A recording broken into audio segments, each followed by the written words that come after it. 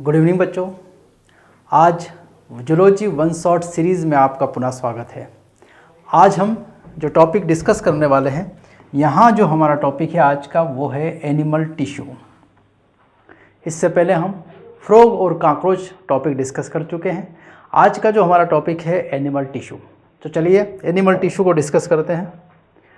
Animal tissue में अगर हम बात करें यहाँ पर, तो पहले देख रहे हैं हम संगठन के स्तर कि जो सेल्स हैं वो सेल्स मिलकर, कोशिकाएं मिलकर किसका निर्माण करती है, टिश्यू या ऊतक का। और ऊतक या टिश्यू मिलकर किसका निर्माण करते हैं, अंग या ऑर्गन्स का। और ऑर्गन मिलकर किसका निर्माण करते हैं, ऑर्गन सिस्टम, अंग तंत्र का। और अंग तंत्र मिलकर किसका निर्माण करते हैं, जीव का या जंतु या पादप का क्या करते हैं, निर्माण करते हैं। उसी के लिए यहाँ चित्र दिया, देखो जैसे संगठन में एक कोशिका, कोशिकाओं का समूह क्या बनाता है, ऊतक। कोशिकाओं का समूह ऊतक निर्मित करता है और ऊतक मिलकर क्या निर्मित करते हैं, अंग। जैसे यहाँ किडनी या वृक्क आपको अंग दिखाई दे रहा है, ये अंग का निर्माण होता है। और अंग मिलकर अंग तंत्र, ऑर्गन सिस्टम का क्या करते हैं, निर्माण। और ऑर्गन सिस्टम मिलकर क्या बनाते हैं, ऑर्गेनिज्म, जीव का क्या कर देते हैं, निर्माण। तो यहाँ कई सारे तंत्र दिख रहे हैं आपको, ये पाचन तंत्र, ये वृक्क है, यहाँ पर ये बड़ी आंत, छोटी आंत, ये सारी यकृत, ये सब के सब यहाँ पर आपको नज़र आ रहे हैं। तो ये क्या बनाएगा, ऑर्गन सिस्टम। चलो अब हम चलते हैं यहाँ से आगे कि जो सबसे पहले हम बात कर रहे हैं, सबसे पहला स्तर हमारा कौन सा है, कोशिका। और कोशिकीय स्तर में कोशिकाएं, कोशिकीय जीवों की बात करें तो हमारे पास एक कोशिकीय प्राणी है। कैसे हैं, एक कोशिकीय प्राणी। और एक कोशिकीय प्राणी का अगर हम उदाहरण यहाँ से देखें तो हमारे पास उदाहरण है अमीबा का। ये जो उदाहरण है किसका है, अमीबा। ये हम लेंगे अमीबा। अमीबा एक कोशिकीय प्राणी है और एक कोशिकीय प्राणियों में जीवन की समस्त जैविक क्रियाएं जैसे पाचन, श्वसन, जनन एक ही कोशिका द्वारा संपन्न होती है। एक ही कोशिका में जीवन की घटने वाली सारी घटनाएं घट जाती है। पाचन, श्वसन जो भी होता है वो सभी अंगों की जगह, जैसे हमारे शरीर में देखें हम, तो हमारे शरीर में पाचन का काम आहार नाल करेगी, उत्सर्जन का काम वृक्क करेगी। पर यहाँ पाचन, उत्सर्जन सब कुछ एक ही कोशिका में होने वाला है। किस जीव में, अमीबा में। तो अमीबा कैसा जीव है, एक कोशिकीय प्राणी है। अब आगे चले, यदि हम बहुकोशिकीय प्राणी, एक से अधिक कोशिका और बहुकोशिकीय प्राणियों के जटिल शरीर में उपयुक्त आधारभूत क्रियाएं, भिन्न भिन्न कोशिका समूह, यहाँ पर ये क्रियाएं जो होंगी वो भिन्न भिन्न कोशिकाओं के समूह द्वारा क्या होगी, व्यवस्थित रूप से संपन्न की जाती है। एक कोशिका में ये घटना नहीं घट रही है, जीवन की समस्त क्रियाएं भिन्न भिन्न कोशिकाओं के समूहों में होगी। और सरल प्राणी, जैसे पहला उदाहरण लेते हैं किसका, हाइड्रा का। सरल प्राणी हाइड्रा की बात करें तो शरीर विभिन्न प्रकार की कोशिकाओं का बना होता है, जिसमें प्रत्येक कोशिका की संख्या हजारों में होती है। हाइड्रा बहुकोशिकीय जीव है। हाइड्रा कैसा जीव है, बहुकोशिकीय। एक से अधिक इसमें क्या है, कोशिकाएं। किसमें, हाइड्रा में। और हाइड्रा में एक से अधिक कोशिकाएं होने के साथ ये ऊतक स्तर का है। ऊतक इसमें उपस्थित है, अंग इसमें क्या है, अनुपस्थित, सामान्य है ये। और ये हाइड्रा की अगर हम बात करें तो इस हाइड्रा के अंदर कोशिकाओं के समूह जो होते हैं वो भिन्न भिन्न कार्य करते हैं। और प्रत्येक समूह में कोशिकाओं की संख्या किसमें मिलेगी, हजारों में मिलेगी। हजारों में समूह होंगे, एक समूह में कोशिकाओं की संख्या क्या रहेगी, हजार। मान लो, मतलब ये कर रहा है पाचन, मान लो तो पाचन करने वाली कोशिकाओं का समूह 1000 कोशिकाओं का बना होगा। उत्सर्जन करने वाली कोशिकाओं का समूह 1000 कोशिकाओं का बना होगा। इस तरह से समूह होते हैं हाइड्रा में। मानव का शरीर, हमारा शरीर अरबों कोशिकाओं का बना हुआ है। हमारे मनुष्य के शरीर में एक नहीं अरबों कोशिकाएं हैं। एक नहीं कितनी कोशिकाएं हैं, अरबों कोशिकाएं हैं। किसके शरीर में? मानव के शरीर में, जो विविध कार्य संपन्न करता है। कोशिकाएं शरीर में एक साथ काम करती है और सभी कोशिकाएं हमारे शरीर में कैसी काम करेगी? एक साथ काम करेगी। चलो आगे चलें। यदि हम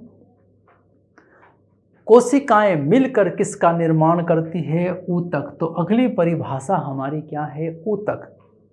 बहुकोशिकीय प्राणियों में समान कोशिकाओं का समूह, एक समान कोशिकाओं का समूह। अंतरकोशिकीय, इनके बीच बीच में जो जगह है उसे क्या नाम दिया है? अंतरकोशिकीय पदार्थों सहित एक विशेष कार्य करता है। कोशिकाओं का ऐसा संगठन ऊतक या टिश्यू कहलाता है और इन कोशिकाओं का संगठन ही क्या कहलाता है? ऊतक या टिश्यू। और आपको आश्चर्य हो सकता है कि सभी जटिल प्राणियों में का शरीर केवल 4 आधारभूत ऊतकों का बना हुआ है और वो 4 आधारभूत ऊतक आपको यहाँ दिखाई देंगे। पहला है कनेक्टिव टिश्यू, संयोजी ऊतक, दिख रहा है आपको यहाँ पर। दूसरा है एपिथेलियल टिश्यू, उपकला ऊतक। तीसरा है मसल्स टिश्यू, पेशी ऊतक।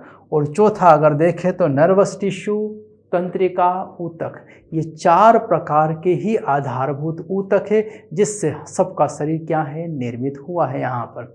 चलो आगे अगर हम यहाँ से बात करें, इन्हीं 4 प्रकार के ऊतकों का हमको आगे क्या करना है? इस चैप्टर में अध्ययन करना है। अंग। ऊतक मिलकर किसका निर्माण करते हैं? अंगों का। यह सब ऊतक एक विशेष अनुपात और प्रतिरूप से, अनुपात और इनका प्रतिरूप मतलब इनकी आकृति भी अलग अलग हो जाती है, संगठित होकर अंगों का क्या करते हैं? निर्माण। अंग हमारे शरीर में कौन कौन से हैं? आमाशय, फुफ्फुस, लंग्स, हृदय और वृक्क, किडनी। यहाँ जो हमारे पास चित्र दिख रहा है ये किसका है? आमाशय का। और इस आमाशय में, ये है आमाशय, और आमाशय जो एक अंग है इसमें विभिन्न प्रकार के ऊतक लगे हैं। जैसे यहाँ पर ये स्मूथ मसल वाला ऊतक है, ये वाला, ये लूज कनेक्टिव टिश्यू संयोजी ऊतक है, ये नर्वस टिश्यू तंत्रिका ऊतक है, ये कोलुमनार एपिथेलियल उपकला ऊतक है, ये रक्त भी एक ऊतक है। ये सब से मिलकर क्या बना हुआ है? आमाशय। तो आमाशय में सब ऊतक एक विशेष अनुपात, इनका एक अनुपात है और एक प्रतिरूप, एक अलग अलग रूप में यह संगठित होकर किसका निर्माण कर रहे हैं? आमाशय या अंग का क्या कर रहे हैं? निर्माण। चलो आगे चलें। यदि हम यहाँ से, तो हमारा अंग मिलकर निर्मित करते हैं अंग तंत्र को। किसको बनाएंगे? अंग तंत्र को। जब 2 या 2 से अधिक अंग अपनी भौतिक एवं रासायनिक पारस्परिक क्रिया से एक निश्चित कार्य को संपन्न कर अंग तंत्र का क्या करते हैं? निर्माण।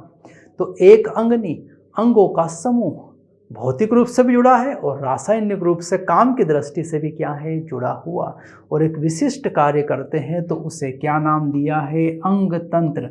जैसे पाचन तंत्र, श्वसन तंत्र, ऐसे कई सारे तंत्र हमारे शरीर में मौजूद है। यहाँ हमारे पास जो है वो है पाचन तंत्र। किसकी बात चल रही है? पाचन तंत्र। और पाचन तंत्र में देखो यहाँ पर ये है हमारा, यहाँ यकृत या लीवर भाग ले रहा है, यहाँ ये गाल ब्लेडर पित्ताशय भाग ले रहा है, ये अपेंडिक्स है, ये छोटी आंत यहाँ दिख रही है, ये बड़ी आंत यहाँ दिख रही है, और ये स्टमक, आमाशय और वो पेंक्रियास। ये सारे अंग पाचन में अपनी भूमिका निभा रहे हैं। एक अंग नहीं, अंगों का समूह पाचन का कार्य करता है, इसीलिए इसका नाम हमने क्या रख दिया है? पाचन तंत्र। तो ये पाचन करने वाला अंग है, इसलिए इसको पाचन तंत्र कहा है। समस्त शरीर की जैविक क्रियाएं कोशिका, ऊतक, अंग तथा अंग तंत्र में श्रम विभाजन के द्वारा संपन्न होती है और पूरे शरीर को जीवित रखने के लिए योगदान देती है। हमारे पूरे शरीर को जीवित रखते हैं ये कई सारे अंग तंत्र मिलकर। ये अंग तंत्र मिलकर हमारे शरीर को क्या रखते हैं? जीवित रखते हैं। चलो आगे आप देखते हैं। अंग तंत्र देख लिया है। अब हम देख रहे हैं प्राणी ऊतक, क्योंकि अंग तंत्र मिलकर ही जीवों का क्या करते हैं, निर्माण। और प्राणी ऊतक एनिमल टिश्यू हमारा इसका मेन टॉपिक है। यहाँ से शुरू करते हैं। कोशिका की संरचना उसके कार्य के अनुसार बदलती रहती है। कोशिका की संरचना कार्य के अनुसार बदल जाती है। अगर उसको संवेदनाओं को ले जाना है तो तंत्रिका तंत्र लंबी हो जाती है। अगर हृदय पेशी है, हार्ट को हार्टबीट चलानी है, तो उसकी पेशियां, उसकी कोशिकाओं का आकार अलग हो जाता है। तो कार्य के अनुसार कोशिकाओं की संरचना बदलती है। 4 भिन्न भिन्न होते हैं और इनके मोटे तौर पर निम्नलिखित ऊतक भिन्न भिन्न होते हैं और 4 भागों में इन ऊतकों को मुख्यतः बांटा गया है। पहला उपकला ऊतक, दूसरा संयोजी ऊतक, तीसरा पेशी ऊतक और चौथा तंत्रिका ऊतक। इन 4 ऊतकों में इनको क्या किया है, विभाजित। चलो एक एक करके हम ऊतक पढ़ेंगे। सबसे पहला ऊतक हमारा जो है वो क्या है, उपकला ऊतक, एपिथेलियल टिश्यू। क्या काम करेगा ये? हम उपकला ऊतक को सामान्यतः उपकला भी कहते हैं और इस ऊतक में एक मुक्त सतह होता है जो एक ओर तो देह तरल और दूसरी ओर बाह्य वातावरण के संपर्क में रहता है और इस प्रकार देह का आवरण अथवा अस्तर का निर्माण करता है। ये काम की बात है। हमारी देह का अस्तर का निर्माण करेगा। जैसे आपने देखा होगा, जिस गद्दे पे आप सोते हो उस गद्दे में रुइयाँ भरी हुई है, पर रुइयाँ एक जगह इकट्ठा नहीं रह सकती, उसके ऊपर एक कवर चढ़ाया जाता है और उसी अस्तर को हम यहाँ पर कह रहे हैं उपकला ऊतक। हमारी पेशी रुई जैसी है और उसके ऊपर हमने कवरिंग कर दी है। किसकी कवरिंग करी है? उपकला ऊतक। चादर जैसा, अस्तर जैसा ये काम करता है।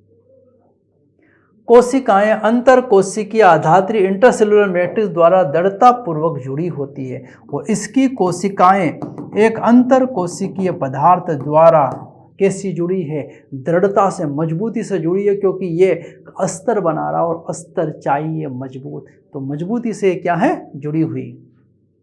उपकला ऊतक 2 प्रकार के होते हैं, सरल और संयुक्त।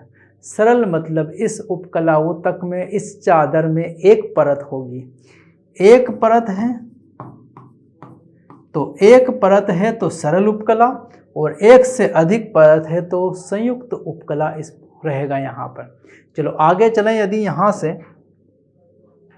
पहले हम देख रहे हैं सरल उपकला ऊतक, और सरल उपकला ऊतक में सरल उपकला एक ही अस्तर का बना होता है। जैसा मैंने बताया, यहाँ कोशिकाओं का केवल क्या है, एक ही अस्तर है, एक ही सिंगल परत है। यहाँ पर यह देह गुहाओं, वाहिनियों और नलिकाओं का अस्तर है।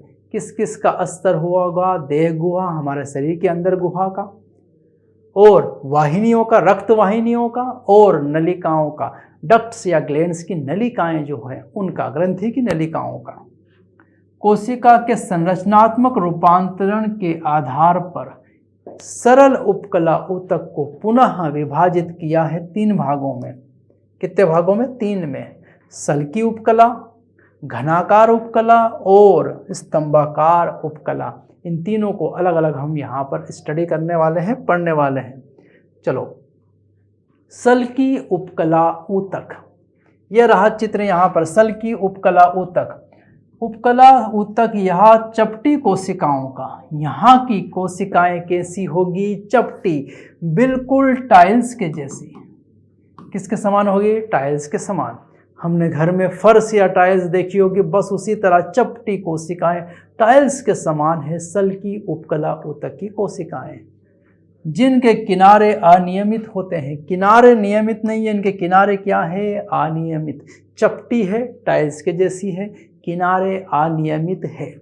और यह रक्तवाहिकाओं में कहाँ मिलेगी? रक्तवाहिकाओं की भित्ति में, फेफड़े में वायुकोश एल्वलाई में मिलेगी, और साथ ही साथ ये क्या काम करेगी? विसरण, जो कि सबसे पतली है। ये कैसी है? ये ऊतक पतला, और इससे गैसों का क्या होने वाला है? आदान प्रदान। और हमारे शरीर में गैसों का आदान प्रदान रक्तवाहिकाएं और वायु कोश या वायु कुपिकाएं या एल्वलाई के द्वारा O2 CO2 का क्या होता है, आदान प्रदान। किस विधि द्वारा, विसरण विधि के द्वारा ही O2 CO2 का क्या होता है, आदान प्रदान। तो उसमें महत्वपूर्ण भूमिका निभाता है सल्की, उपकला, ऊतक। तो हमारे शरीर में जहाँ भी गैसों का आदान प्रदान की बारी आती हो, कौन मुख्य भूमिका निभाएगा, तो सल्की, उपकला, ऊतक निभाएगा। ये इसका चित्र है सल्की, उपकला, ऊतक का। अगला है घनाकार उपकला ऊतक। इसकी कोशिकाओं का आकार घन के समान है। घन मतलब चारों भुजाएं बराबर। घनाकार उपकला ऊतक एक स्तरीय घन कोशिकाओं, किसके जैसी, घन जैसी कोशिकाओं का क्या होता है, बना हुआ। यहाँ देखो इन कोशिकाओं का आकार कैसा है, घनाकार, घन जैसा आकार है। यह सामान्यतः वृक्कों के नेफ्रॉन्स की नलिकाकार भाग तथा ग्रंथियों की वाहिनियों में पाया जाता है। दो जगह है ये उपस्थित। पहला वृक्क या नेफ्रॉन में, नेफ्रॉन के PCT और DCT, किन किन में, PCT और DCT नेफ्रॉन के दो भाग हैं ये। और दूसरा है ग्रंथियों की वाहिनियों में। हमारी जो ग्रंथियां हैं उनकी डक्ट्स जो होती है, वाहिनिकाएं होती हैं, वहाँ घनाकार उपकला ऊतक है। मुख्य कार्य इसका दो ही है। क्या काम है, स्त्रावण, पदार्थ का स्त्रावण करता है और पदार्थ का अवशोषण। तो यहाँ पर नेफ्रॉन में कुछ आयंस का स्त्रावण होता है और पुनः अवशोषण भी पदार्थों का होता है। और वो दो काम कौन करेगा, घनाकार उपकला ऊतक, अवशोषण और साथ साथ स्त्रावण। चलो आगे चलें। स्तंभाकार उपकला ऊतक। स्तंभाकार उपकला ऊतक लंबी एवं पतली कोशिकाओं का, यहाँ की कोशिकाएं पकड़ के खींच दी है, लंबी और कैसी हो गई है, पकड़ के खींच देने से पतली, लंबी और पतली कोशिकाओं का एक स्तर का बना होता है, जो कि सरल में हमेशा स्तर एक ही होगा। केंद्रक प्राय कोशिका के आधारी भाग में होता है। आधार में केंद्रक होगा, यहाँ नहीं होगा ना बीच में, आधार में होगा, नीचे लगा होगा।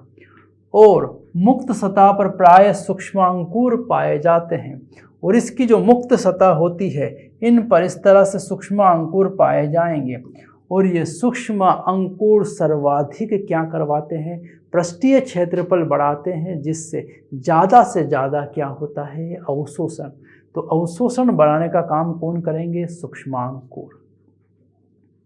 सूक्ष्मांकुर आमाशय, आंत्र तथा आंतरिक स्तर में पाए जाते हैं और यह स्त्रावण व अवशोषण में सहायक हो देते हैं। तो ये स्त्रावण और अवशोषण करना इसका भी क्या है, मुख्य कार्य। क्योंकि आमाशय और छोटी आंत दोनों जगह भोजन का क्या होता है, पाचन, और पाचित भोजन का अवशोषण। तो एंजाइम्स का स्त्रावण भी करना होगा और पाचित भोजन का अवशोषण भी, और दोनों काम स्तंभाकार उपकला ऊतक करेगा। चलो ये इसका डायग्राम है, यहाँ पर दिखाई दे रहा है लंबी और पतली कोशिकाएं। अगला हमारा यहाँ से आता है पक्षमाभी उपकला ऊतक। यदि इन स्तंभाकार या घनाकार कोशिकाओं में, कौन कौन सी कोशिकाएं हैं, स्तंभाकार या घनाकार, स्तंभाकार या घनाकार, ये घन आकार की है या फिर ये स्तंभाकार की है, इनकी कोशिकाओं की सतह पर, मुक्त सतह पर क्या पाए जाते हैं, इस तरह के सीलिया। ये क्या है, सीलिया। और मुक्त सतह पर सीलिया होंगे तो क्या होगा, सीलिया प्रेजेंट होंगे तो इनका कार्य कणों अथवा श्लेष्म म्यूकस को सतह पर एक निश्चित दिशा में ले जाते हैं, निश्चित दिशा में गति करवाते हैं। कौन, सीलिया जो यहाँ लगे हुए हैं। तो कोशिकाएं लंबी होंगी, इनकी मुक्त सतह पर क्या उपस्थित होंगे, सीलिया। और ये सीलिया क्या करवाएंगे, गति का कार्य करवाएंगे। मुख्यतः कहाँ होगा, श्वसनिका, ब्रोंकियोल, डिंब वाहिनी नलिकाओं में, फैलोपियन ट्यूब्स में, और खोखले अंगों की भीतरी सतह में क्या होते हैं, पाए जाते हैं। श्वास नली से जो धूल के कण आएंगे, सूक्ष्म जीव आएंगे, उनको बाहर फेंक दिया जाएगा। डिंब वाहिनी में अंडाणु की गति के लिए क्या होंगे, सहायक। और साथ ही साथ हमारे शरीर के खोखले अंगों की भीतरी सतह में भी ये क्या होगा, उपस्थित। चलो अगला है ग्रंथिल उपकला ऊतक। समझो, घनाकार स्तंभाकार का पहला रूपांतरण सीलिया में थे सतह पर, और दूसरा रूपांतरण स्तंभाकार या घनाकार कोशिकाओं में स्त्रावण की विशेषता आ गई है। वहां सीलिया आ गए थे जिससे वो गति करवा रहे थे, यहाँ स्त्रावण की क्षमता आ गई है। और उपकला ग्रंथिल ऊतक कहते हैं, जिनको दो वर्गों में वर्गीकृत किया है। यहाँ पर पहला है एक कोशिकीय ग्रंथिल ऊतक। एक कोशिकीय ग्रंथिल ऊतक का सीधा मतलब है कि ये आमाशय की दीवार में ये उपस्थित होगा, ऐसे आमाशय की दीवार में उपस्थित होगा, और पदार्थ का ये बाहर आमाशय के अंदर क्या करेगा, स्त्रावण। और इसका एक कोशिका जो पृथक ग्रंथिल कोशिकाओं का बना है, जैसे आहारनाल की कलश कोशिका, गोबलेट सेल, ये गोबलेट सेल से कलश कोशिका क्या है, ये कलश कोशिकाएं। और एक कोशिकीय ग्रंथि है, मतलब सीधी सी बात है, ये एक कोशिका ही पदार्थ का क्या करेगी, स्त्रावण। एंजाइम्स का क्या करेगी, स्त्रावण। रस का क्या करेगी, स्त्रावण। तो गोबलेट कोशिका, कलश कोशिका एक कोशिकीय है ये, और ये आमाशय में उपस्थित है, और स्त्रावण का इसका क्या है, कार्य, ताकि भोजन का क्या हो सके, पाचन। अगला यहाँ पर देखें, बहुकोशिकीय ग्रंथिल ऊतक, मतलब बहुकोशिकाएं, जो कोशिकाओं का पुंज है, एक नहीं, कोशिकाओं का पुंज बन गया, कई सारी कोशिकाएं क्या कर रही है, स्त्रावण। यहाँ एक कोशिका नहीं, देखो यहाँ पर ये कई सारी कोशिकाओं का क्या है, ये पुंज, और ये सब मिलकर एक पदार्थ का स्त्रावण कर रही है। वो उदाहरण क्या है, लार ग्रंथि। इसका उदाहरण क्या है, लार ग्रंथि। ये बनी लार ग्रंथि जो लार का क्या करती है, स्त्रावण। तो लार एक कोशिका नहीं, कई सारी कोशिकाओं का समूह है जो बनाता है लार ग्रंथि, जो लार का क्या करती है, स्त्रावण। तो एक कोशिकी और बहुकोशिकी में हमने यहाँ देखा ग्रंथिल ऊतक। अब स्त्रावी कोशिकाएं, स्त्रावण के निष्कासन के आधार पर ग्रंथियों को दो भागों में विभाजित किया गया। स्त्राव के आधार पर कि ये जो स्त्रावी ग्रंथियां हैं, इन दो भागों में स्त्रावण के आधार पर कहाँ स्त्रावण छोड़ती है ये। जैसे बहिस्त्रावी ग्रंथिल ऊतक, मतलब इस ग्रंथि में, बहिस्त्रावी ग्रंथि से श्लेष्म, लार, कण, मोम, तेल, दुग्ध, आमाशय के एंजाइम, अन्य उत्पाद स्त्रावित होते हैं, और इनमें पाई जाती है नलिकाएं। ये ग्रंथि मान लो है यहाँ पर, तो इसमें क्या मिलेगी, नलिका, और इस नलिका से पदार्थ का क्या होगा, स्त्रावण। ये सब वाहिनियों या नलिकाओं के माध्यम से निर्मुक्त होते हैं। ये सब पदार्थ किसके द्वारा, नलियों के द्वारा क्या होते हैं, मुक्त। इन्हें कहा जाता है बहिस्त्रावी ग्रंथि, क्योंकि ये अपना स्त्रावण बाहर छोड़ती है, किसके माध्यम से, पाइप या नली के माध्यम से। दूसरा है हमारा अंतःस्त्रावी ग्रंथि। अंतःस्त्रावी ग्रंथिल ऊतक की बात करें तो अंतःस्त्रावी ग्रंथिल ऊतक में नलिकाएं नहीं होती, इनमें पाइप नहीं होगी, तो ये अपना स्त्रावण कहाँ छोड़ेगी, वहीं पर जहाँ ये उपस्थित है। इनके उत्पाद क्या है, हार्मोन, जो सीधे उस तरल में छोड़े जाते हैं जिसमें ये ग्रंथि क्या है, स्थित। क्योंकि बाहर स्त्रावण करने के लिए क्या चाहिए, बाहर स्त्रावण करने के लिए इसे चाहिए पाइप, नलिका, और इसके पास नलिका क्या है, अनुपस्थित। तो ये अपना स्त्रावण कहाँ छोड़ेगी, वहीं पर जहाँ ये उपस्थित है, उन्हीं में, मतलब रक्त में अपना स्त्रावण डाल देगी। और अंतःस्त्रावी ग्रंथियों के उदाहरण के लिए हमारे पास पूरा चैप्टर है, इंडोक्राइन सिस्टम, अंतःस्त्रावी तंत्र। इंडोक्राइन सिस्टम जो है, उस इंडोक्राइन सिस्टम पूरा का पूरा चैप्टर इस पर ही क्या है, आधारित। तो चलो अब आगे हम इसके बाद चलते हैं। ये सरल उपकला ऊतक कंप्लीट हुआ, अब हम चल रहे हैं संयुक्त उपकला ऊतक की तरफ। अगला जो हमारा ऊतक है वो है संयुक्त उपकला ऊतक, कंपाउंड एपिथेलियल टिश्यू, जो सेकंड है। हमने देखा कि जो उपकला ऊतक है, एपिथेलियल टिश्यू है, उसमें दो होते हैं, एक है सरल उपकला ऊतक और एक है संयुक्त उपकला ऊतक। सरल को हम पढ़ चुके हैं, अब हम बात जो कर रहे हैं वो किसकी कर रहे हैं, संयुक्त उपकला ऊतक। क्यों कहा इसको संयुक्त उपकला ऊतक? संयुक्त उपकला ऊतक एक से अधिक कोशिका स्तरों का है, बहुस्तरीय बनी होती है। मतलब यहाँ पर देखो, कोशिकाओं का एक स्तर, दूसरा स्तर, तीसरा स्तर, चौथा स्तर, पांचवा स्तर, ऐसे कोशिकाओं के क्या बन रहे हैं, एक से अधिक स्तर। जबकि सरल उपकला ऊतक में केवल कोशिकाओं का एक स्तर था, यहाँ एक से क्या है, अधिक स्तर है। और इस प्रकार स्त्रावण और अवशोषण इसका भूमिका सीमित है। मतलब हम देख चुके हैं सरल उपकला ऊतक का मुख्य कार्य स्त्रावण व अवशोषण था, लेकिन यहाँ पर स्त्रावण और अवशोषण सीमित है। फिर इस संयुक्त उपकला ऊतक का क्या कार्य है? इसका मुख्य कार्य है रासायनिक व यांत्रिक प्रतिबलों से रक्षा करना। रासायनिक व यांत्रिक प्रतिबलों से क्या करना है? रक्षा। कि सर रासायनिक और यांत्रिक प्रतिबल कौन से होंगे? तो ये हमारे हाथ की हथेली, पैर की जो है सतह, इन दोनों जगह पर कौन सा ऊतक लगा हुआ है? संयुक्त उपकला ऊतक लगा हुआ है। और यहाँ पर लगातार घर्षण होता है, यांत्रिक प्रतिबल होते हैं, इनसे रक्षा करता है। हम कुछ केमिकल पकड़ लेते हैं हाथ में, उससे भी हमारी क्या करेगा? रक्षा। कौन करेगा? संयुक्त उपकला ऊतक। कहाँ होगा ये? त्वचा की शुष्क सतह, त्वचा की सतहों पर, सूखी सतह पर। मुख गुहा की नम सतह, मुख के अंदर नम जो सतह है वहां पर। ग्रसनी फेरिंग्स व लार ग्रंथि और अग्नाशय की वाहिनियों की भीतरी स्तर को ढकता है कौन? संयुक्त उपकला ऊतक। यहीं पर सबसे ज्यादा क्या है खतरा? एक तो त्वचा पर खतरा है, पहला है हमारा। दूसरा मुख गुहा की नम सतह, क्योंकि मुख में हम खाना खाते हैं, खाना इधर से उधर गति करता है, साथ में उसमें रसायन भी होते हैं। ग्रसनी फेरिंग्स, वो जगह जहां से भोजन भी जाता है और वायु भी जाती है, दोनों जगह है। दूसरा लार ग्रंथि, लार का स्त्रावण जो होता है, लार ग्रंथि जो है वो, और अग्नाशयी पेंक्रियाटिक दोनों के पास एंजाइम्स भरे होते हैं, और इनकी वाहिनियां जो लेकर जाती है उसको बचाव करना है, इसलिए आंतरिक या भीतरी स्तर इससे क्या होता है? ढका हुआ। चलो अगला हमारा है कोशिकीय संधियां। कि ये जो उपकला ऊतक है इसमें एक कोशिका दूसरी कोशिका से क्या है? जुड़ी हुई।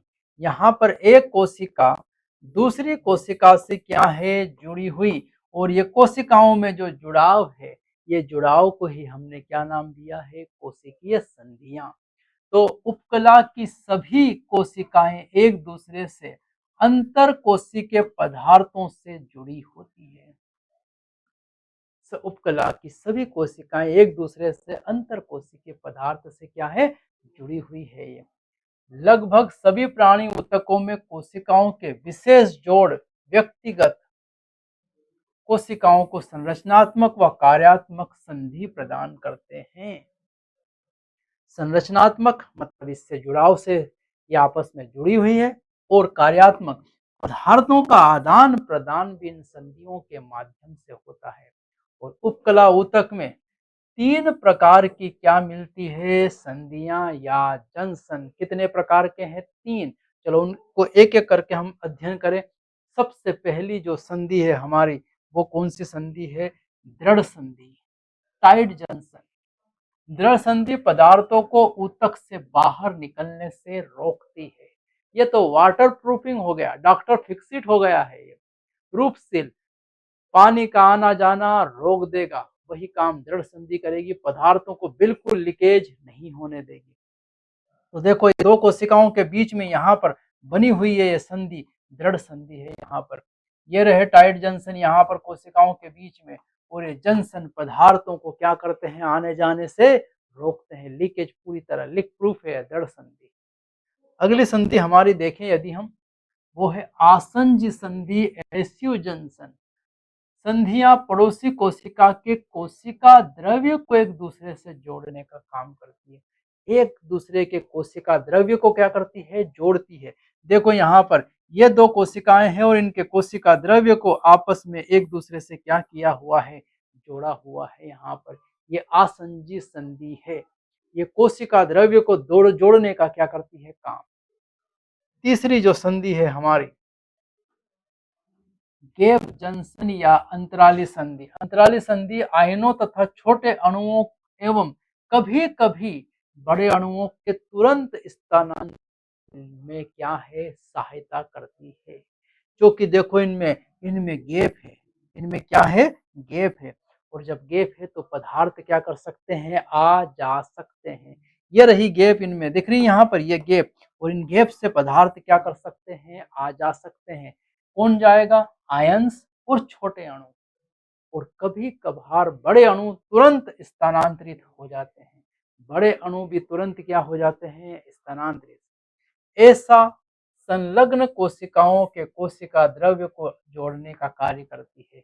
तो ऐसे संलग्न कोशिकाओं के कोशिका द्रव्य में आपस में जोड़ कर रखती है, क्योंकि ये पदार्थ का क्या करती है, आदान प्रदान। ये तीन संधियां हो गई यहाँ पर। चलो आगे चले यहाँ से। तो संयोजी ऊतक, पहला उपकला ऊतक था, दूसरा क्या है, संयोजी ऊतक। और जटिल प्राणियों के शरीर में संयोजी ऊतक बहुतायत एवं विस्तृत रूप से फैला है, बहुत अधिक है और पूरे शरीर में फैला हुआ है। संयोजी ऊतक का नाम शरीर के अन्य ऊतक एवं अंगों को एक दूसरे से जोड़ने तथा आलंबन के आधार पर दिया गया है। जोड़ने का काम करता है दूसरे अंगों को और ऊतकों को आपस में। कौन, संयोजी ऊतक। इसलिए तो संयोजी ऊतक इसका नाम रखा है। जोड़ना मतलब संयोजन। संयोजी ऊतक में कोमल ऊतक मुलायम ऊतक से विशेष प्रकार के ऊतक जैसे अस्थि कार्टिलेज, उपास्थि कार्टिलेज, अस्थि बोन, वसीय ऊतक, फैटी एडिपोस टिश्यू और रक्त ब्लड सम्मिलित है इसमें विशेष ऊतक में। और रक्त को छोड़कर सभी संयोजी ऊतक में कोशिकाएं संरचनात्मक प्रोटीन का तंतु स्रावित करती है, जिसे कोलेजन व इलास्टिन तंतु कहते हैं। रक्त को छोड़कर सभी संयोजी ऊतक में कोशिका संरचनात्मक प्रोटीन का स्त्रावण करती है, वो है कोलेजन और इलास्टिन, और ये इनको दृढ़ता देते हैं। जबकि हम देखते हैं तरल जो है वो संयोजी ऊतक कौन सा है, रक्त। रक्त तरल संयोजी ऊतक है। तो कोलेजन और इलास्टिन तंतु उसमें क्या होंगे, अनुपस्थित होंगे। चलो संयोजी ऊतक के हम अब क्या देख रहे हैं, प्रकार। ये ऊतक को शक्ति और प्रत्यास्थता एवं लचीलापन प्रदान करते हैं। और ये जो तीन ऊतक जो हमने अभी देखे, ये पदार्थ कौन कौन से तीन पदार्थ, कौन कौन से पदार्थ, कोलेजन और इलास्टिन जो है, ये इस ऊतक को क्या देते हैं, शक्ति, प्रत्यास्था व लचीलापन। शक्ति देंगे, प्रत्यास्थता देंगे, लचीलापन देंगे। साथ ही साथ कोशिका रूपांतरित पॉलीसेकेराइड भी स्रावित करती है। पॉलीसेकेराइड का भी स्त्रावण और तंतुओं का, तंतु प्रोटीन संरचनात्मक प्रोटीन का भी स्त्रावण करती है। तंतु के बीच में जमा होकर आधात्री का कार्य करता है। और ये पॉलीसेकेराइड कोशिकाओं में तंतुओं के बीच क्या करता है, ये जम जाता है, जमा हो जाता है और आधात्री का क्या करेगा, कार्य। संयोजी ऊतक को तीन प्रकारों में विभक्त किया गया है। पहला है लचीला संयोजी ऊतक, दूसरा है सघन संयोजी ऊतक और तीसरा है विशिष्टीकृत संयोजी ऊतक।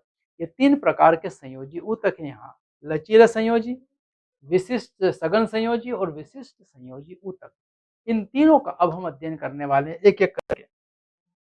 सबसे पहला लचीले संयोजी ऊतक। शिथिल संयोजी ऊतक में कोशिका एवं तंतु एक दूसरे से अर्ध तरल आधारीय पदार्थ में शिथिलता से जुड़े होंगे। दो चीज, कोशिका व तंतु एक दूसरे से टाइटली नहीं जुड़े होंगे, लूज जुड़े होंगे, शिथिलता से जुड़े होंगे। और ये दो प्रकार के हैं, गार्तिके और वसीय, एरियोलर और एडिपोस टिश्यू। एक एक करके दोनों को देखेंगे। पहले हम देख रहे हैं गार्तिक का ऊतक या एरियोलर कनेक्टिव टिश्यू। कहाँ मिलेगा, त्वचा के नीचे पाया जाता है। हमारी त्वचा के कहाँ मिलेगा, नीचे। प्रायः उपकला के लिए आधारीय ढांचे का कार्य करेगा।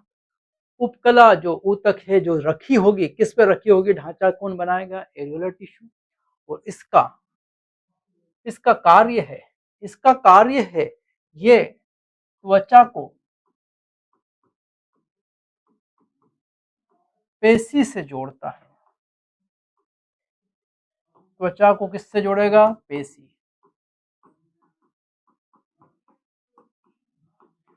त्वचा को पेशी से जोड़ने का काम कौन करेगा? Areolar connective tissue. ये हमारी त्वचा चादर जैसी, वो नीचे पेशियां हैं और दोनों को आपस में जोड़ने का काम कौन करेगा? Areolar tissue. इसमें क्या क्या है? संयोजी ऊतक में प्राय तंतु कोरक तंतु का जन्मदाता है, महाभक्षाणु और मास्ट कोशिकाएं होती है। देखो यहाँ पर ये जो हमारी कोशिका है इसे तंतु कोरक कोशिका कहा है या फाइब्रोब्लास्ट सेल्स कहा है। तंतु कोरक या क्या नाम दिया है? Fibroblast sales. तंतु कोरक कोशिका या फाइब्रोब्लास्ट सेल्स कहा। और ये तंतुओं का क्या करती है? निर्माण। ये कोलेजन तंतु है और इन कोलेजन तंतु का ये क्या करेगी? निर्माण। कोलेजन तंतु का ये निर्माण करती है और यही है वो तंतु कोरक कोशिका। और ये रहा महाबृहद भक्षाणु मैक्रोफेजेस। ये रहा, ये है मैक्रोफेजेस जो रोगाणुओं को, जो भी रोगाणु आते हैं, सूक्ष्म जीव आते हैं, उनको नष्ट कर देता है मैक्रोफेजेस। और यहाँ पर जो इस चित्र में दिख रहा है इधर, ये है जैसे मास्ट कोशिका। ये क्या है? मास्ट कोशिका।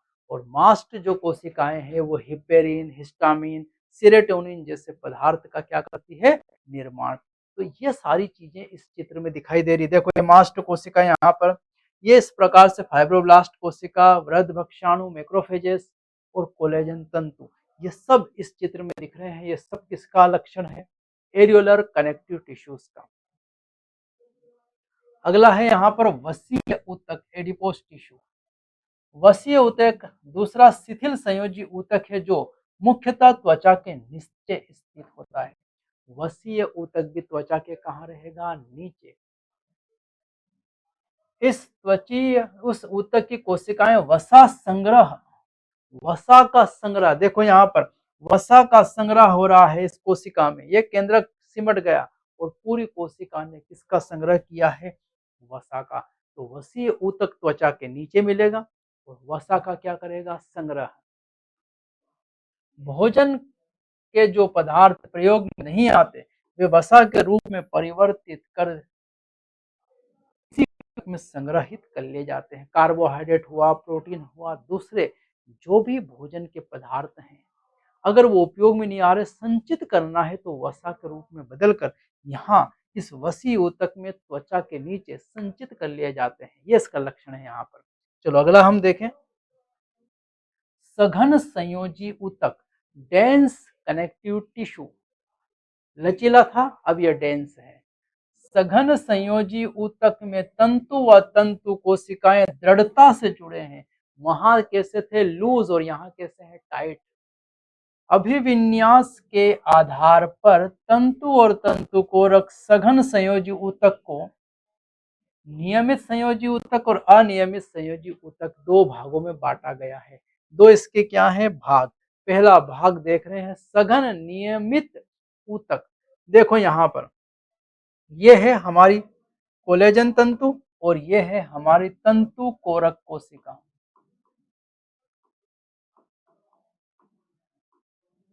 ये तंतु कोरक कोशिका और ये कोलेजन तंतु।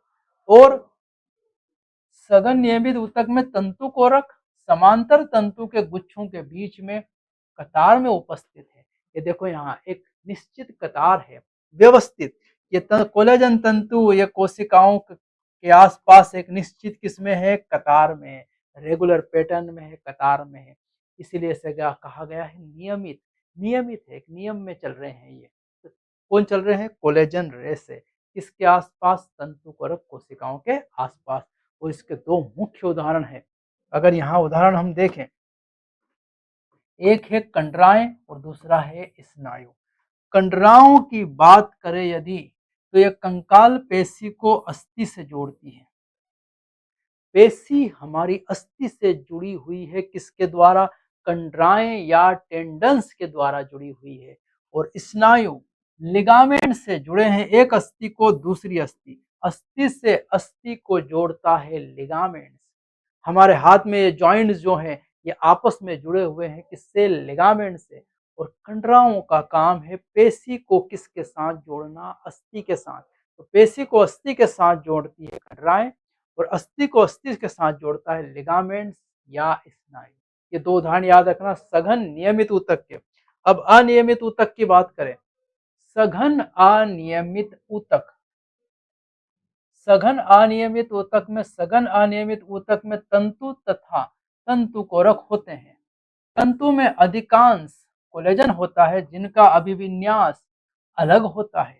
देखो यहाँ अभिविन्यास अलग है, ये अलग अलग दिशाओं में आ रहे हैं। यहाँ तंतु कोरक, इनकी दिशा निश्चित नहीं है, अभिविन्यास क्या है, अलग अलग। और इसका एक ही उदाहरण है त्वचा। ये इसका क्या है, उदाहरण। तो इस सघन अनियमित का उदाहरण क्या है, त्वचा। और सघन नियमित के उदाहरण कंडरा टेंडन्स और स्नायु लिगामेंट्स है। ये दो आपको याद रखना है यहाँ से। चलो अगला चलते हैं अब हम विशिष्ट संयोजी ऊतक। और तीन लिए हैं विशिष्ट संयोजी ऊतक में, उपास्थि, अस्थि और रक्त। तीनों को अब हम देखना है। रक्त को तो हम बहुत ज्यादा डिटेल से पढ़ेंगे ब्लड सर्कुलेटरी सिस्टम में, तो यहाँ सिंपल ही रहेगा, दोनों को हमको पढ़ना है। पहला है उपास्थि या कार्टिलेज। पहला क्या है, उपास्थि या कार्टिलेज। उपास्थि का अंतर कोशिका पदार्थ ठोस, आनंदमय और संपीड़न रोधी है। मतलब ठोस होगा, ये द्रव्य नहीं है। कैसा है उपास्थि कार्टिलेज, ठोस। पहले बता दो कार्टिलेज हमारे शरीर में कहाँ है। ये नाक कार्टिलेज, ये कान कार्टिलेज। तो ठोस है, अनन्य है, मतलब ये फ्लेक्सिबल है, इधर उधर मोड़ सकते हैं नाक को और कान को। और संपीड़न रोधी है, इसको दबाएंगे तो संपीड़न नहीं होने देगा। ये उपास्थि के लक्षण है।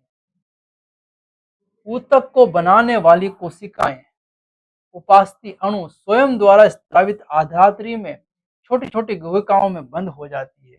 इन्हें हमने कहा है उपास्थि कोशिका या कॉन्ड्रियोसाइट्स। क्या नाम दिया है, कॉन्ड्रोसाइट्स।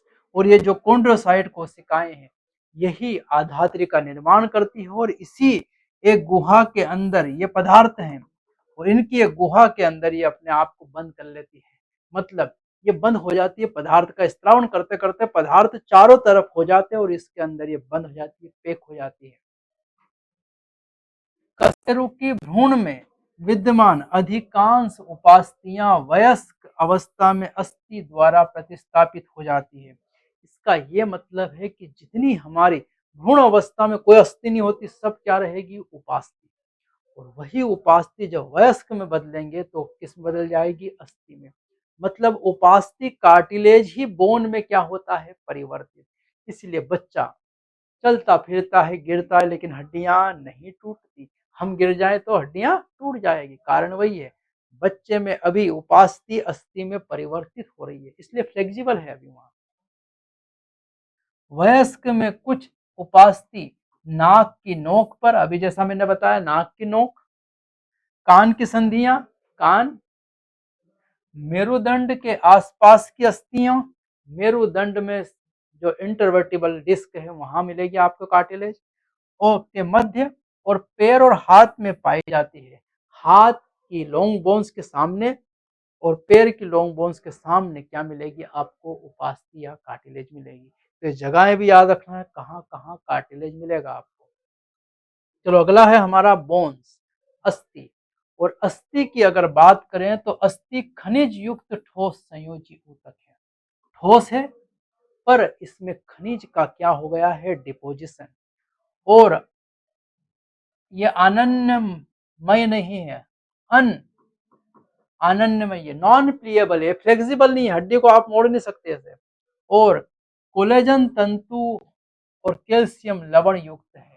कोलेजन है और कैल्शियम लवण भी इसमें क्या हुआ है, डिपॉजिट, इसीलिए मजबूती प्रदान करती है। अस्थि को क्या देती है, मजबूती प्रदान करते हैं कौन कौन, कोलेजन तंतु और कैल्शियम के लवण।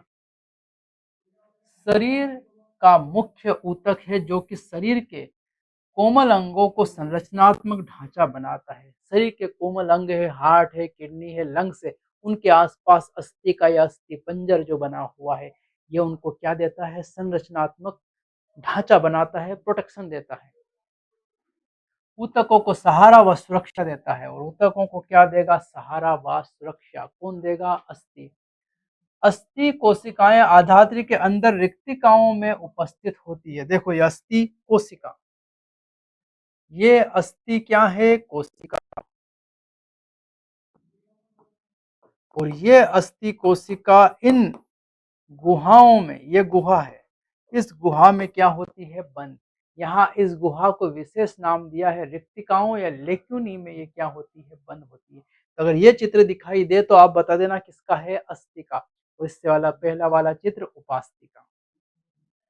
पहचानने का तरीका है, यहाँ दो जोड़े में दिखे तो उपास्थि, एक सिंगल दिखे तो अस्थि। पहचानने का तरीका है आपको।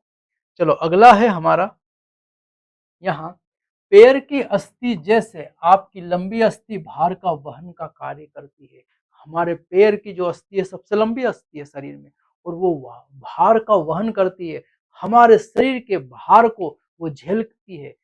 और ये काम कौन करेगी? पैर की लंबी अस्थि। अस्थि कंकाल पेशी से जुड़कर परस्पर क्रिया द्वारा गति प्रदान करती है। और कुछ अस्थियों में अस्थि मज्जा रक्त कोशिकाओं का उत्पादन करती है। तो अस्थि कंकाल पेशी से जुड़कर परस्पर गति करती है। तो हमारे शरीर की जो गति है, हाथ पैर जो मैं हिला पा रहा हूँ, ये अस्थि और कंकाल पेशी का ही रिजल्ट है। और अस्थियां जो हैं, मान लो ये अस्थि है, देखो ये लॉन्ग बोन्स के चित्र बना रहा हूँ मैं यहाँ, ये लॉन्ग बोन्स है और इसके अंदर एक गुहा है ऐसी, और इस गुहा के अंदर भरा हुआ है द्रव, और उस द्रव का नाम है अस्थि मज्जा। क्या भरा हुआ है? अस्थि मज्जा। जो क्या करता है? रक्त कोशिकाओं का उत्पादन, आरबीसी, डब्ल्यूबीसी और प्लेटलेट्स का क्या करेगा? उत्पादन। इन सभी का उत्पादन कौन करता है? अस्थि मज्जा। अगला है हमारा रक्त या ब्लड। और रक्त को डिटेल से पढ़ेंगे। अभी ये देख लेते हैं, रक्त जो है तरल संयोजी ऊतक है, जिसमें जीवद्रव्य लाल रुधिर कणिकाएं, सफेद मतलब आरबीसी, डब्ल्यूबीसी और पट्टिकाएं, प्लेटलेट्स पाए जाते हैं। रक्त मुख्य परिसंचारी तरल है जो कि विभिन्न पदार्थों के परिवहन में सहायता करता है। पदार्थों का परिवहन करता है, ये आरबीसी है, ये डब्ल्यूबीसी और ये प्लेटलेट्स हैं यहाँ पर। तो ये हमारा जो कंप्लीट हुआ है, क्या कंप्लीट हुआ है? संयोजी ऊतक।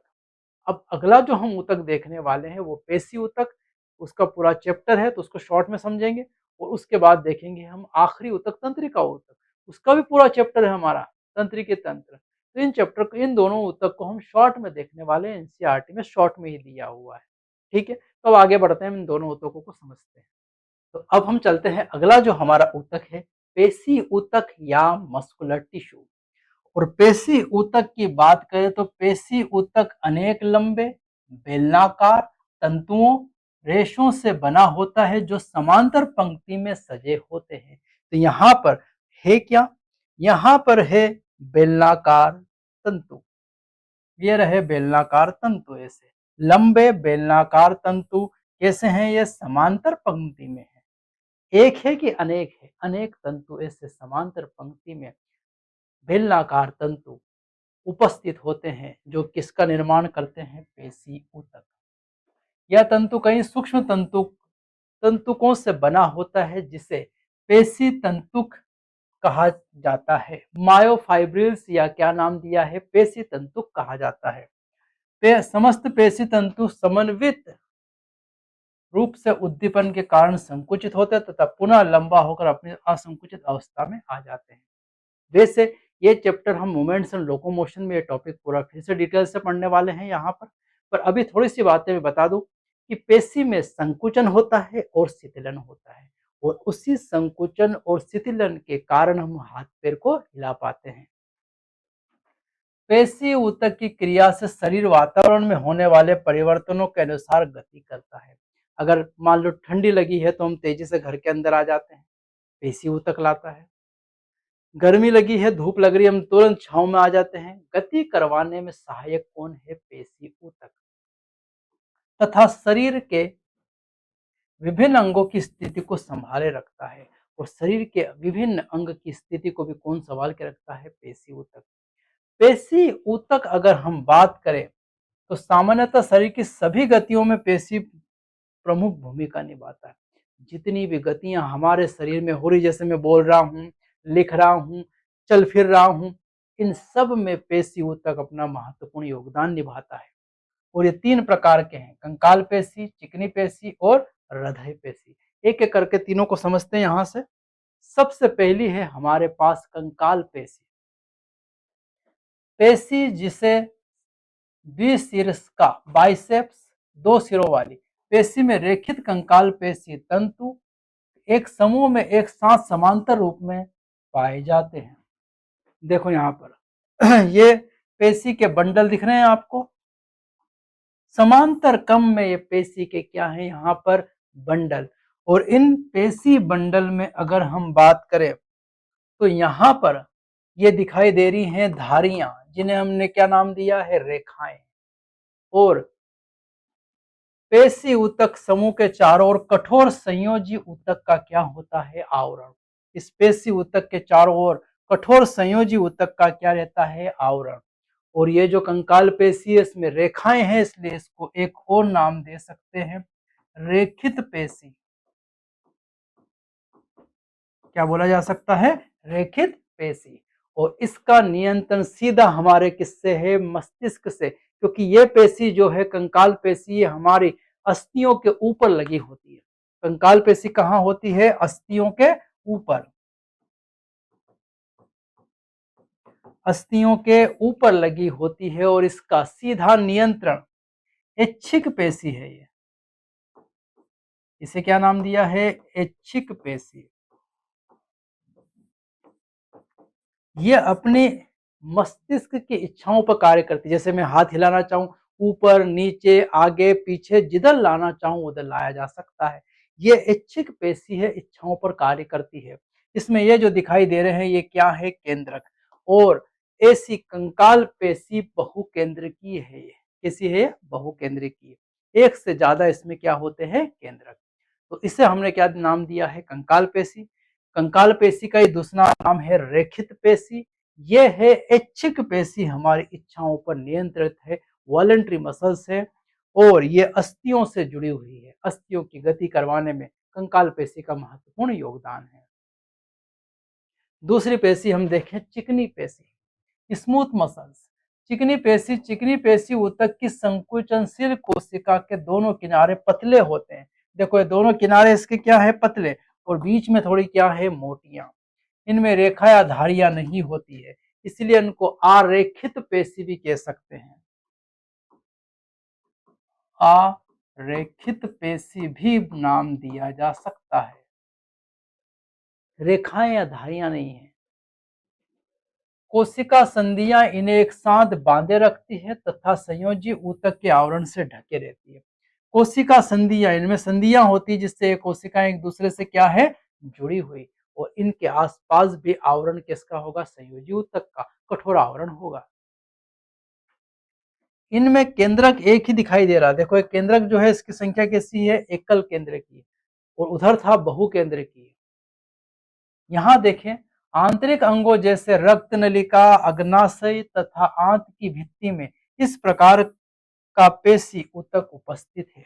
कहाँ कहाँ ये पेशी ऊतक होगा? ये हमारे शरीर के अंदर के अंगों में होगा, जैसे रक्त नलिका, ब्लड वेसल्स, अग्नाशय, पेंक्रियाज और आंत, इंटेस्टाइन में।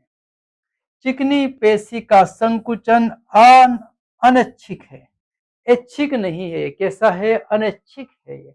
ये हमारे मस्तिष्क के सीधे नियंत्रण में नहीं है, सीधा नियंत्रण नहीं है यहाँ पर। अगर हमारा खाना खा लिया हमने तो आप ये नहीं बोल सकते कि भोजन का पाचन नहीं हो, पाचन अपने आप हो जाएगा। अनैच्छिक पेशी है चिकनी पेशी। चलो अब हम देख रहे हैं इसके बाद तीसरी पेशी, हृदय पेशी। हृदय पेशी संकोचनशील ऊतक जो केवल हृदय में ही पाई जाती है। ध्यान रखना, नाम ही क्या रखा है इसका? हृदय पेशी। क्योंकि ये हृदय में ही मिलेगी, इसके अलावा शरीर में कहीं भी मिलने वाली नहीं है। हृदय पेशी की कोशिकाएं कोशिका संधियों द्वारा द्रव्य कला से एक रूप होकर चिपकी रहती है। ये कोशिकाएं एक दूसरे से क्या है, जुड़ी हुई है। ये कोशिकाएं साखित है। ये कैसी है, ये साखित।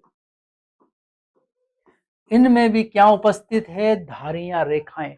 मतलब ये संरचना की दृष्टि से तो किसके समान है, रेखित पेशी या कंकाल पेशी जैसी, लेकिन कार्य की दृष्टि में किसके समान है, ये चिकनी पेशी या अरेखित पेशियों के समान है। संचार संधियों अथवा अंतर्विष्ट डिस्क, इंटरकेलेटेड डिस्क के कुछ संलग्न बिंदुओं पर कोशिका एक इकाई रूप में संकुचित होती है।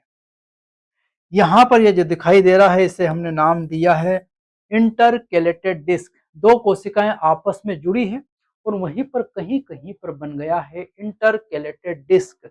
और ये डिस्क का काम है दो कोशिकाओं को एक साथ संकुचन के लिए प्रेरित करना, क्योंकि हृदय हम जानते हैं संकुचन और शिथिलन होता है, और उसका संकुचन और शिथिलन एक साथ होता है, आधा अधूरा नहीं होता है।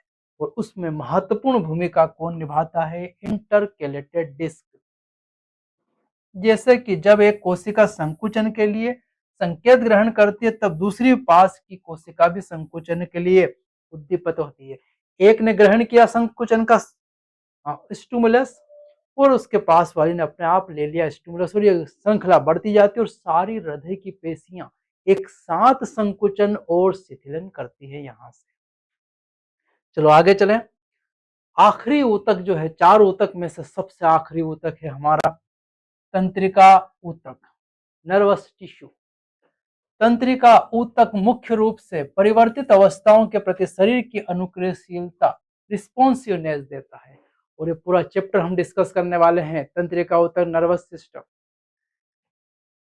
यह के नियंत्रण के लिए उत्तरदायी होता है। क्या करता है, यह शरीर का नियंत्रण, अनुक्रियाशीलता का क्या करता है, नियंत्रण। तंत्रिका कोशिकाएं उत्तेजनशील कोशिकाएं हैं जो तंत्रिका तंत्र की संचार इकाई है। तंत्रिका कोशिका उत्तेजनशील कोशिकाएं हैं, ये एक्साइटेड होती हैं। क्या हो जाती है, एक्साइटेड। जैसे इनको उद्दीपक दिया, जैसे जैसे पिन चुभो, हाथ हटा लेते हैं, एक्साइट हो गई है। इस चरण में उत्तेजनशीलता है और यही सिग्नल को संचार करती है। जब एक तंत्रिका कोशिका को उपयुक्त रूप से उद्दीपित किया जाता है, स्टिमुलस दिया जाता है, तो वह स्वयं होती है, तो विभिन्न विद्युत परिवर्तन उत्पन्न होता है जो बहुत तेजी से कोशिका झिल्ली पर गमन करता है। यह उस चैप्टर में जब हम पढ़ेंगे, बहुत आसान सी बातें हैं। यहाँ ज्यादा डीप में हम बातें नहीं कर रहे हैं इस ऊतक की, क्योंकि एनसीईआरटी ने डीप की बात नहीं की है। यह जो तंत्रिका कोशिका है, इसकी यह जो झिल्ली है, इसी को हम कहते हैं न्यूरोलेमा। इसी पर पॉजिटिव और नेगेटिव क्या होते हैं, आयन। और इसी पर, इस झिल्ली पर ही क्या होता है, झिल्ली पर आवेग का संचरण। जो भी आवेग आता है उसका संचरण इस तंत्रिका कोशिका की झिल्ली पर होता है। तंत्रिका कोशिका जब उत्तेजित होती है, तब विभव परिवर्तन तंत्रिका कोशिका के अंतिम छोर पर पहुंचता है तथा आसपास की तंत्रिका कोशिकाओं अन्य कोशिकाओं को उद्दीपित करता है अथवा उद्दीपित होने से रोकता है। मान लो ये आखिरी सिरा आ गया, तो यहाँ पर वो दूसरी तंत्रिका कोशिका को क्या किया जाएगा, उद्दीपित करेगा इस जंक्शन पे, या तो स्टिमुलेट करेगा या फिर रोकेगा, दोनों काम करता है। पर इसकी डिटेल स्टडी आपको उस पूरे चैप्टर में ही समझ में आएगी, यहाँ से समझ पाना संभव नहीं है। यहाँ हम बात कर सकते हैं पर समझ पाना संभव नहीं है। यह तंत्रिका कोशिका की बात चल रही है, तंत्रिकाक्ष एक्सोन की बात चल रही है यहाँ पर। और इसमें सबसे काम की बात जो यहाँ है, जो उस चैप्टर में हम नहीं पढ़ने वाले हैं, वो है तंत्रीबद्ध न्यूरोग्लियल कोशिका। बाकी तंत्रिका संरचना प्रदान करती है, तंत्रिका तंत्र को क्या देती है, संरचना प्रदान करती है, तथा तंत्रिका कोशिकाओं को सहारा व सुरक्षा देती है।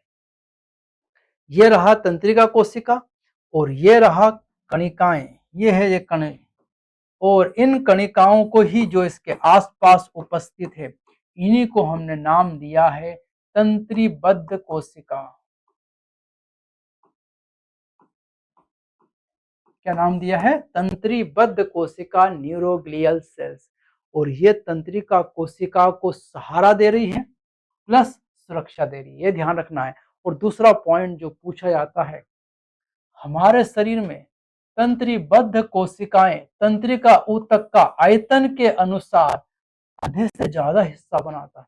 हमारा पूरा तंत्रिका तंत्र की संरचनात्मक व कार्यात्मक इकाई है तंत्रिका कोशिका, ये वाली हमारी तंत्रिका कोशिका।